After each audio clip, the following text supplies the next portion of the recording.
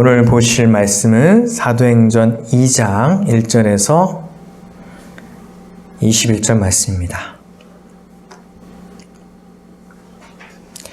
저와 여러분이 한 절씩 교독하겠습니다. 오순절 날이 이미 이름에 그들이 다 같이 한 곳에 모였더니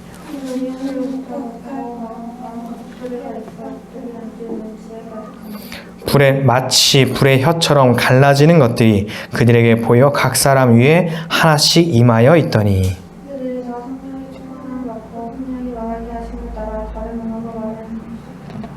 그때 경건한 유대인들이 천하 각국으로부터 와서 예루살렘에 머물러 있더니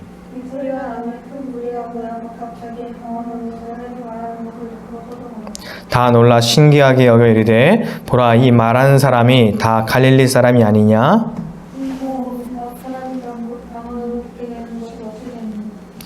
우리는 바데인과 메데인과 엘람인과 또 메소보다미아 유대와 갑바도키아 본도와 아시아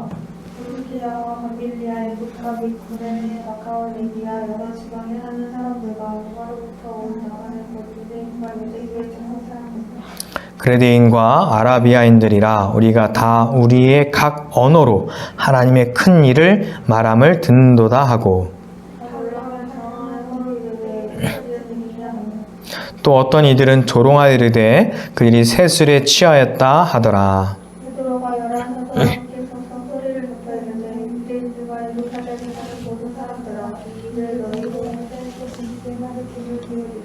내가 제3신이 너희 생각과 같이 이 사람들이 취한 것이 아니라 하나님이 말씀하시기를 말세에 내가 내 영을 모든 육체에 부어주리니 너희의 자녀들은 예언할 것이요 너희의 젊은이들은 환상을 보고 너희의 늙은이들은 꿈을 꾸리라.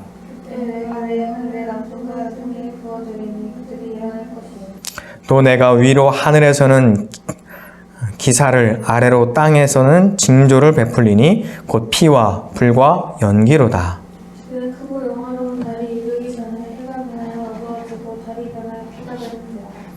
함께 하겠습니다. 누구든지 주의 이름을 부르는 자는 구원을 받으리라 하였느니라. 아멘. 할렐루야. 주의 이름으로 사랑하고 축복합니다. 네. 변함없이 코로나19로 계속 힘들고 있습니다. 어려운 가운데 있죠? 수고하시는 의료진, 봉사자분들, 또 학교를 가는 학생들, 또 교육당국자들 많이 어려운 가운데 있는데요. 모두 힘을 내시고 방심하지 말고 계속 개인 위생과 방역을 철저히 하여 건강하기를 바랍니다. 자, 예수님의 생애를 따라 기독교 절기는 진행이 됩니다. 지난주까지는 예수님께서 부활하신 후 승천까지 그리고 예수님의 승천하신 후 한동안 이제 성령 강림절이 진행이 됩니다. 오늘은 성령 강림절입니다. 성령 강림절 하면 보통 오늘 사도행전 2장의 말씀을 통해서 오순절 날에 성령의 충만함을 받은 이야기를 읽게 됩니다. 이 말씀을 중점적으로 강조하여 나온 교단이 오순절파죠. 오순절파 이야기를 할 건 아니니까 자세히 이야기할 필요는 없고요. 오늘 말씀을 잘 읽어서 사도행전 2장의 성령의 역사에 오해가 없기를 바랍니다. 잘 이해했으면 좋겠어요. 네, 앞장 볼게요. 네, 자, 사도행전 2장의 이 말씀을 잘 읽고 이 말씀이 어떻게 해서 나오게 되었는지 그 흐름과 문맥을 잘 보았으면 좋겠어요. 성경에는 보통 어느 한 구절만 딱 떼가지고 그 말씀을 이용해서 본 뜻과 문맥과 흐름과 상관없이 이용하거나 사용하는 그런 경우가 종종 있어요. 그 대표적인 예가 욥기 8장 7절 말씀이죠. 무슨 말씀이냐면 내 시작은 미약하였으나 내 나중은 심히 창대하리라. 이 말씀은 자영업자가 개업할 때 보통 목사들이 많이 가져다주는 축복의 말씀 중에 하나입니다. 가장 인기 있는 말씀이죠. 성경에 쓰여졌다고 다 하나님의 말씀일까요? 아니에요.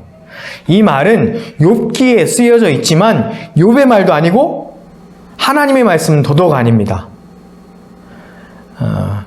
오히려 이 말을 하나님께서 책망하십니다. 이 말은 욥의 친구 빌닷의 말인데요. 이 말 자체가 좋아서 또한 그렇게 되기를 소원하면서 이 말이 쓰여진 맥락하고는 전혀 상관없이 그냥 성서에 쓰여진 문구라고 해서 많이들 인용을 합니다. 이 말을 포함해서 욥기에 등장한 욥의 친구들의 한 말을 하나님께서 어떻게 진노하시는지 욥기 42장 7절 같이 읽겠습니다. 여호와께서 욥에게 이 말씀을 하신 후에 여호와께서 대만 사람 엘리바스에게 이르시되 내가 너와 내 두 친구에게 노하노니 이는 너희가 나를 가리켜 말한 것이 내 종 욥의 말같이 옳지 못함이니라. 욥의 그 고난 가운데에도 하나님을 체험하고 있었는데 욥의 친구들은 자, 지금은 힘들지만 앞으로 나중에는 잘 될 거야. 자, 지금은 아프지만 나중에는 병이 고쳐질 거야. 지금은 가난하지만 나중에는 부자가 될 거야. 이렇게 번영신학, 세상의 가치관을 이야기하고 있었다는 거예요. 이 이야기에 대해서 오늘 길게 이야기할 건 아니니까요. 하나 더 말씀을 보면 마태복음에 보면 헤롯이 이렇게 말을 합니다. 마태복음 2장 8절에 베들레헴으로 보내며 동방박사들을 보내며 이르되 가서 아기에 대하여 자세히 알아보고 찾거든 내게 고하여 나도 가서 그에게 경배하게 하라. 다른 거 아무것도 모르고 그냥 이 말씀만 딱 읽으면 앞뒤 문맥과 이야기의 흐름과 상관없이 헤롯과 예수님의 관계와 상관없이 이 말씀만 읽고 자, 우리도 헤롯처럼 예수님을 경배하고자 하는 마음을 가집시다.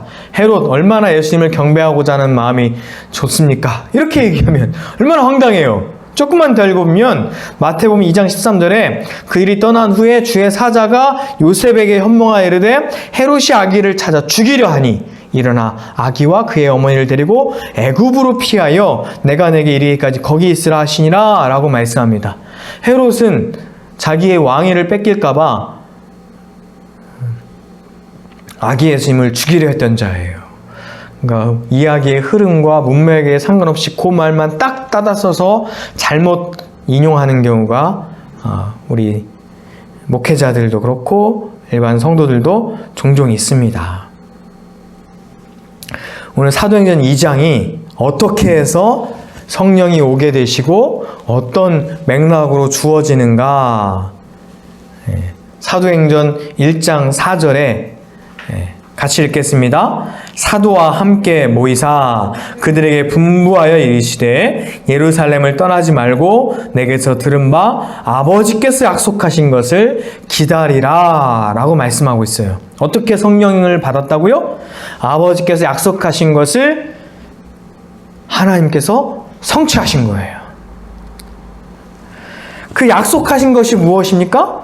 성령이죠. 자, 너희가 몇 날이 못되어 성령을 세례로 받으리라 라고 예수님께서 분명히 말씀하셨어요.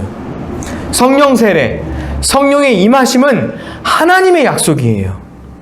사람의 노력으로 되는 것이 아닙니다. 하나님께서 약속하신 성령을 주시는 거예요. 그런데 성령을 받을 때의 모습은 다 제각각이죠. 어떤 사람은 주여! 그러면서 통성기도 하는 가운데 성령을 받을 수도 있어요. 어떤 사람은 대형 집회에 참여한 가운데 성령을 체험할 수도 있죠. 어떤 사람은 마음이 내키지 않았는데 어떤 작은 모임에 참여했다가 그곳에서 로마서 서문을 읽는 것을 듣고 마음이 따뜻해져서 성령을 받은 사람이 있습니다. 이 사람이 요한 웨슬리죠? 어떤 사람은 종로 길을 걸어가다가 길에서 찬양하는 찬양단의 소리를 듣고 함께 찬양하다가 성령을 체험한 사람도 있습니다. 어떤 사람은 조용히 성경 말씀을 읽다가 하나님 말씀을 통해서 성령을 체험하는 분들도 있지요. 어떤 사람은 설교를 듣다가 그 하나님 말씀을 통해서 또한 성령을 체험하기도 합니다. 오늘 시간 여러분, 하나님 말씀을 통해서 성령을 체험하는 하나님의 사람이 되기를 주의 이름으로 축원합니다. 어떤 사람은 성령을 체험할 때 간절히 바라서 되기도 하고요. 우연치 않게 은혜의 자리에 참여했다가 성령을 체험하기도 하고요. 시끄럽게, 때로는 조용하게, 여럿이 혹은 혼자서 찬양으로, 기도로, 말씀으로, 때로는 섬기다가 병이 나으면서 혹은 아픔 가운데 죽음을 받아들이면서 그 폭풍과 그리고 광야 가운데 성령을 받기도 합니다. 다양한 방법으로, 다양한 모양으로, 다양한 경로로 성령을 체험하게 되죠. 내 경험이 절대적이다, 나는 맞고 너는 틀리다, 이렇게 말하면 안 되는 거예요. 예전에 산에 가서 소나무 붙잡고 뿌리가 뽑히도록 기도해야 된다, 이런 말이 있었어요. 맞을 수도 있고 틀릴 수도 있습니다. 그렇게 기도하는 과정에서 하나님을 만나고 하나님을 경험하고 하나님과 친밀해진다면 맞는 거죠.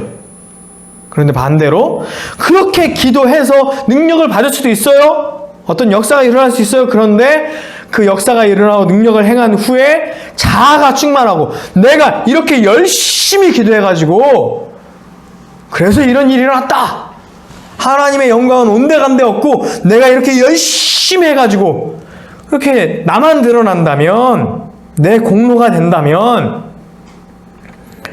성령 충만한 것이 아니라 자아 충만한 거죠. 성령에는 많은 약속들이 나옵니다. 예수님께서 내가 가면 너희에게 성령을 보내주시겠다, 보혜사, 돕는 분을 보내주겠다라고 약속하셨어요. 지난주까지 계속 우리가 들었던 말씀이죠. 요한복음 16장 7절 같이 읽겠습니다. 그러나 내가 너에게 실상을 말하노니 내가 떠나는 것이 너에게 유익이라. 내가 떠나가지 아니하면 보혜사가 너희에게 오시지 아니할 것이요 가면 내가 그를 너희에게 보내리라 라고 말씀합니다. 그리고 오순절 다락방에 성령의 충만함을 받고 나가서 세상에 성령께서 말하라고 하는 대로 그들이 하나님의 큰 일을 말할 때에 어떤 사람들은 놀라기도 하고 어떤 사람들은 조롱하기도 하죠. 그때 베드로가 설교를 시작을 합니다. 설교하는 가운데 요엘서의 말씀에 이루어졌다, 하나님의 말씀이 이루어진 것이다 라고 그가 말씀을 선포합니다. 그러면 오순절에 무슨 일이 있었을까요? 오순절날, 오순절 전에는 어떤 일이 있었을까요? 물론 기도했죠. 그들이 모여서 기도했습니다. 어떻게 기도했나요? 뜨겁게 소리질러 기도했나요? 그럴 수도 있죠. 우리는 잘 모릅니다. 성경에 그것에 대해서는 자세히 묘사하고 있진 않아요. 그러나 분명히 성경을 통해서 우리가 알 수 있는 것은 무엇이냐면, 그런 외형적인 어떠한 모습은 볼 수 없지만 사도행전 1장 14절 후반절에 보면 더불어 마음을 같이하여 오로지 기도에 힘쓰더라 라고 말씀하고 있습니다. 마음을 같이하여 한 마음이 되어 기도했다라고 합니다.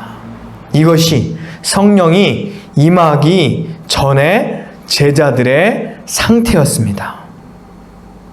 그리고 오순절에 성령이 임하실 때 또 그것을 이야기를 하고 있어요. 볼까요? 2절 3절 말씀 보면 어떻게 표현하고 있어요? 호련히 하늘로부터 급하고 강한 바람 같은 소리가 있어 그들이 앉은 온 집에 가득하며 마치 불의 혀처럼 갈라지는 것들이 그들에게 보여 각 사람 위에 하나씩 임하여 있더니. 이 본문으로 성령이 불같이 임했다, 그래서 불의 특성이 뜨거우니까 성령이 임하실 때 뜨겁다, 뭐 이렇게 표현을 하기도 합니다.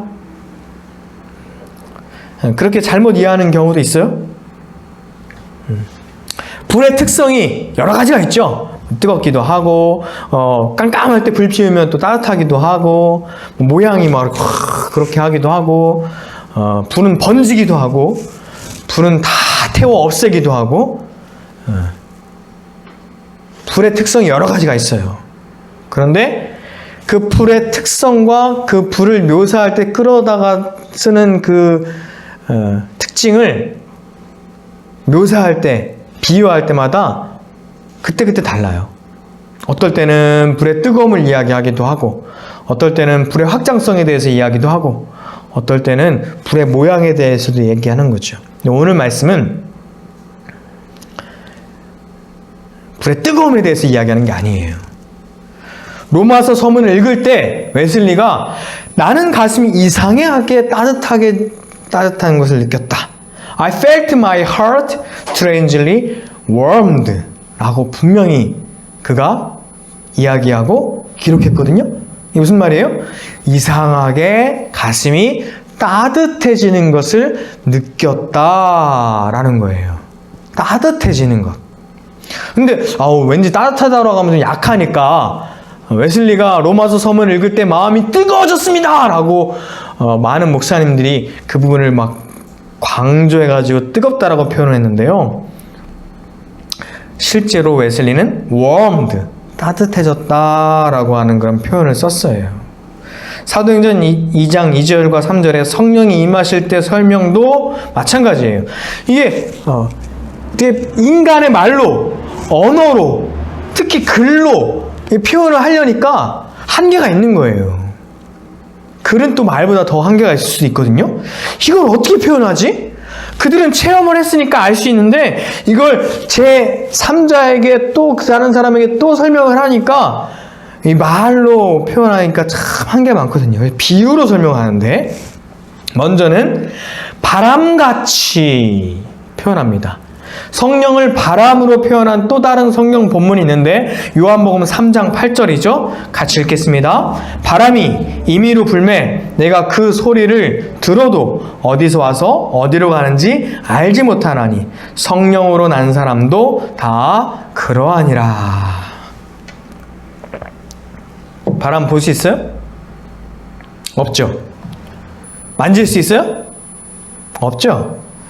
느낄 수는 있죠. 바람으로 뭔가 흔들리는 것을 통해서 알 수 있죠.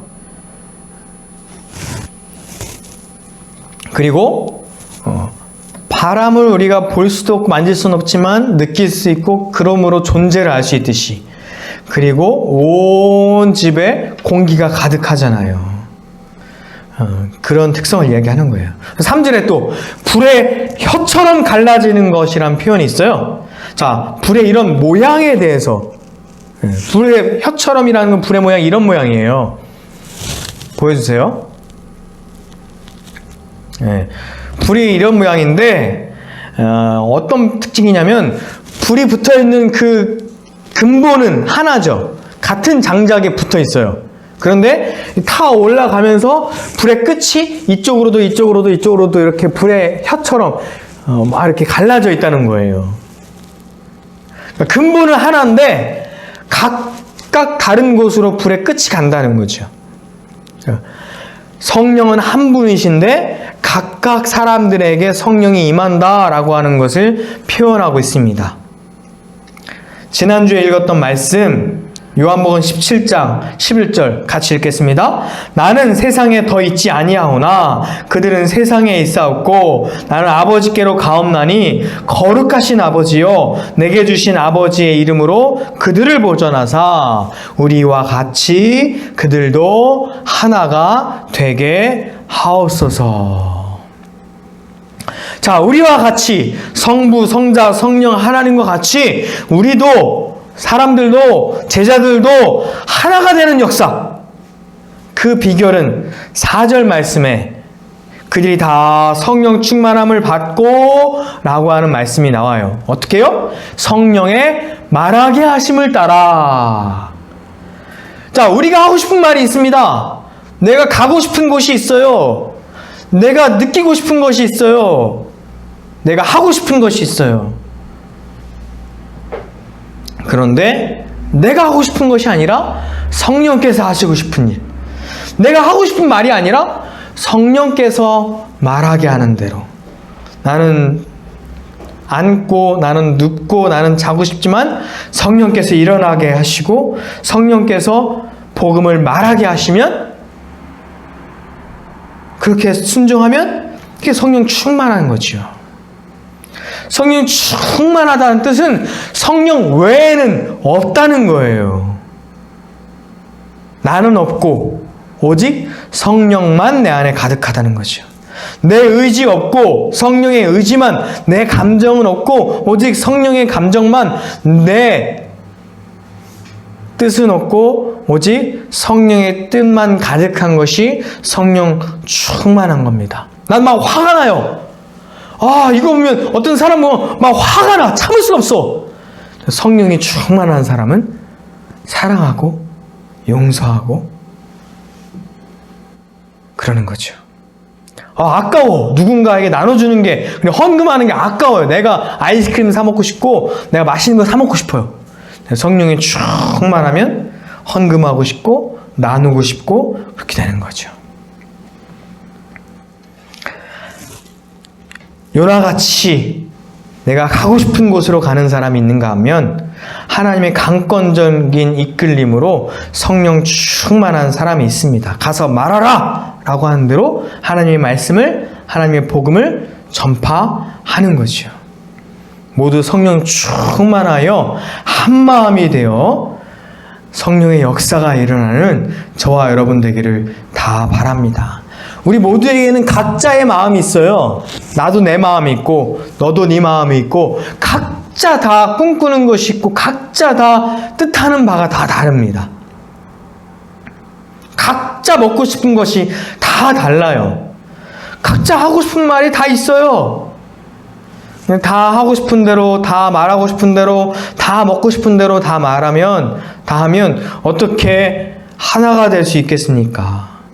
힘이 약한 사람을 억누르고 힘이 센 사람 마음대로 이끌면 그게 또 하나가 되는 건 아니죠. 세상의 원리이지만 결코 하나는 아닙니다.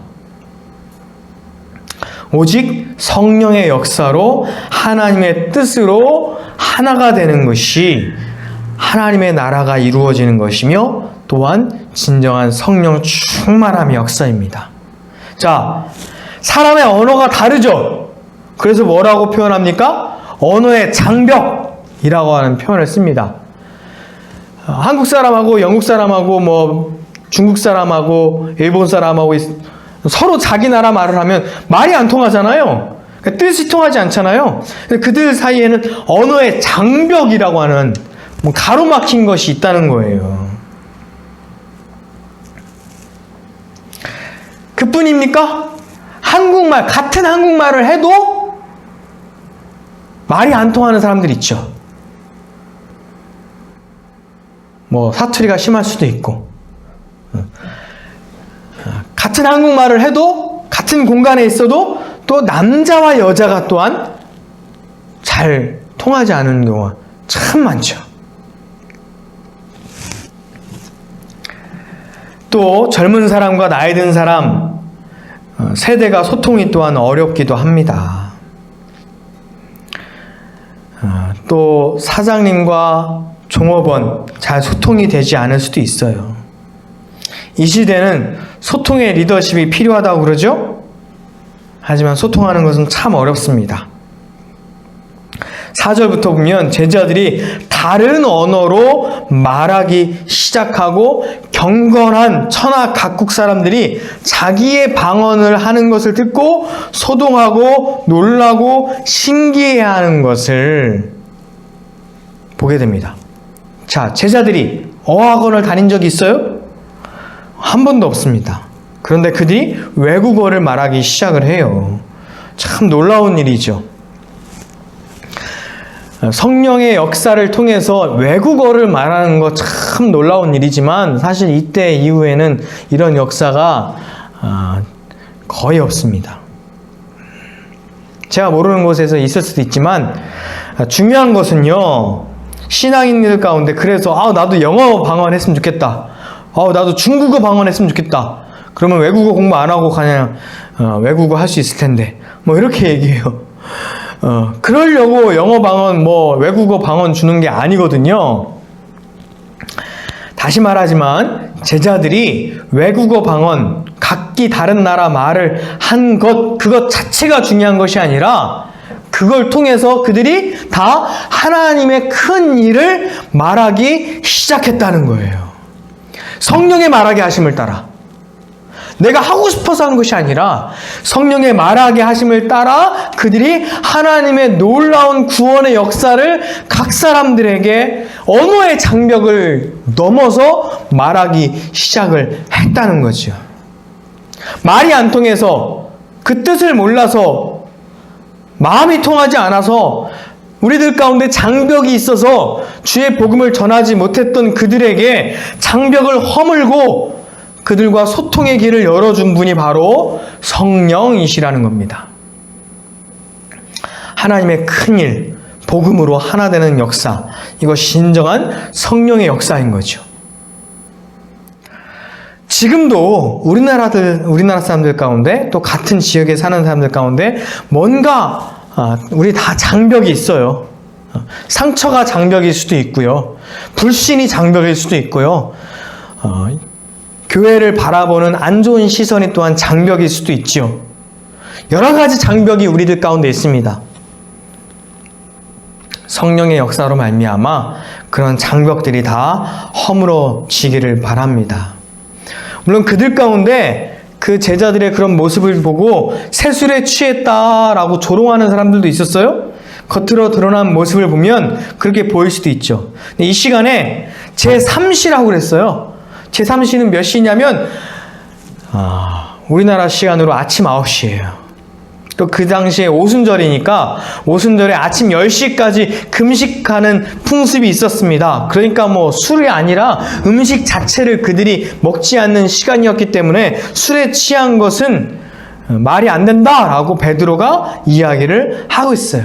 그러면서 새술에 취한 것이 아니라 요엘서 2장 28절 이하의 말씀이 성취된 것이다 라고 말씀을 선포합니다. 이 말씀이 무슨 말씀이에요? 말씀에 내가 내 영을, 즉 하나님의 영을 모든 육체에 부어줄 것인데 자녀들은, 젊은이들은, 늙은이들은 남종과 여종에게 부어줄 것이다. 근데 하나님의 영이 부어질 때 하는 일들이 조금씩 다른데 예언과 환상과 꿈 다른 것 같아요. 그러나 본질은 같습니다. 결국 하나님의 심판을 이야기하고 그 가운데 주의 이름을 부르는 자는 구원을 받을 것이다 라고 하는 복음을 선포하는 거예요. 각자 자기 주장하고 각자 자기 감정대로 자기 말하고 싶은 것을 말하려고 환상을 보고 꿈을 보고 하는 것이 아니라 성령의 충만함으로 하나님의 큰 일에 대해서 주의 이름을 부르는 자는 구원을 받을 것이다 라고 하는 복음을 선포하기 위해서 그들이 이런 놀라운 역사를 체험하는 거죠. 우리 21절 말씀 같이 읽겠습니다. 누구든지 주의 이름을 부르는 자는 구원을 받으리라. 할렐루야. 저와 여러분도 성령의 충만함을 받아서 주의 복음을 전파하고 내 마음, 내 뜻, 내 의지가 아니라 성령 충만함으로 성령께서 말하시게 하는 대로 성령께서 가라고 하는 곳으로 성령께서 느끼는 감정, 그 사랑으로 성령 강림을 통해서 성령 충만함을 통해서 하나님의 복음을 전파하는 신앙인들이 되기를 주의 이름으로 축원합니다. 사랑할 수 없고 때론 화가 나고 용서하기 어렵고 때론 만나기 싫고 때론 가기 싫은 곳이라 할지라도 성령의 인도함을 따라 성령의 충만함으로 주의 큰 일을 이루는 하나님의 사람들이 되기를 간절히 바랍니다. 내가 할 수 있는 것이 아니라 소통의 성령님. 그래서 축도할 때요, 성령의 교통하심이 라고 축도하잖아요. 이게 바로 그거거든요. 성령께서 우리를 통하여 서로 통하게 하는, 복음으로, 하나님의 사랑으로 서로 통하게 하는 역사, 그 역사가 저와 여러분 가운데 나타나기를 간절히 바랍니다. 기도하겠습니다. 사랑과 은혜 하나님 감사합니다. 하나님, 소통의 성령의 교통하심이 우리 가운데 임하게 하여 주시옵소서. 내 뜻과 내 의지와 내 마음대로 살다 보면 각자 원하는 것이 있기에, 각자 느끼는 감정이 다 다르기에 서로 싸우기도 하고 분열하기도 하고 하나가 되지 못합니다. 그러나 성령 충만한 역사가 일어나면, 성령께서 임하시고 나는 죽고 오직 예수로 사는 역사가 일어나면, 성령께서 사랑하게 하는 대로, 성령께서 섬기게 하는 대로, 성령께서 말하게 하신 대로, 성령께서 발길을 인도하는 대로 우리가 성령 충만함으로 하나가 되게 하시고, 그냥 우리끼리 하나 되는 것이 아니라 하나님과 하나 되는 역사가 일어나게 하여 주시옵소서. 언어의 장벽, 감정의 장벽, 불신의 장벽, 지역의 장벽, 그 모든 장벽을 허물고 우리가 하나님과 이웃과 하나 되게 하여 주시옵소서. 예수님의 이름으로 기도합니다. 아멘. 우리 이 시간 찬양하면서 헌금하시고 성령께서 우리 가운데 임하시기를 간절히 바랍니다.